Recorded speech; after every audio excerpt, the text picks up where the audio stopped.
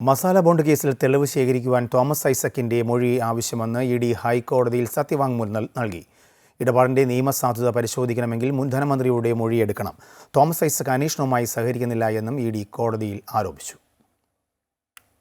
Masala bond കേസിലെ അന്വേഷണം പൂർത്തിയാകണമെങ്കിൽ മുൻ ധനമന്ത്രി തോമസ് ഐസക്കിന്റെ മൊഴിയെടുക്കൽ അനിവാര്യമെന്നാണ് ഇഡി ഹൈക്കോടതിയെ അറിയിച്ചത്.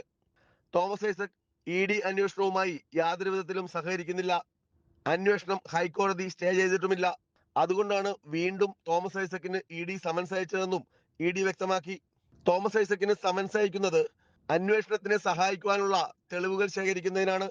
എന്നാൽ മൊഴി നൽകാൻ പോലും അദ്ദേഹം കൂട്ടാക്കുന്നില്ലെന്നും അയക്കുന്ന ഓരോ സമൻസും കോടതിയിൽ ചോദ്യം ചെയ്യുകയാണെന്നും ഇഡി കുറ്റപ്പെടുത്തുന്നു. മസാല ബോണ്ട് കേസിൽ വിദേശ വിനിമയ ചട്ടം ലംഘനം നടന്നിട്ടുണ്ടോ എന്നറിയണമെങ്കിൽ പ്രധാനപ്പെട്ട തീരുമാനം കൈക്കൊണ്ട ആളുടെ മൊഴി ശേഖരിക്കേണ്ടത് അത്യാവശ്യമാണെന്നാണ് ഇഡി അറിയിക്കുന്നത്. അന്വേഷണത്തിൽ നിന്നും ഒഴിഞ്ഞു മാറുന്ന ഐസക് മാധ്യമങ്ങൾക്ക് മുന്നിൽ കോടതിയെയും അധികാരികളെയും വെല്ലുവിളിക്കുകയാണെന്നും ഇഡി പരാതിപ്പെടുന്നു. കോടതി ഉത്തരവ് പ്രകാരം അന്വേഷണവുമായി സഹകരിച്ചുവെന്നാണ് കിഫ്ബി ഹൈക്കോടതിയെ അറിയിച്ചത്. മസാല ബോണ്ട് ഇറക്കാൻ തീരുമാനിച്ച വ്യക്തി എന്ന നിലയ്ക്കും കിഫ്ബി സമർപ്പിച്ച രേഖകൾ പരിശോധിച്ചതിന്റെ അടിസ്ഥാനത്തിലുമാണ് തോമസ് ഐസക്കിന് പുതിയ സമൻസ് നൽകിയതെന്ന് ഇഡി പറയുന്നു. ഇത് സംബന്ധിച്ച ഹർജികൾ ഇനി മെയ് മാസം 22-ന് പരിഗണിക്കും. അമൃത ന്യൂസ്, കൊച്ചി.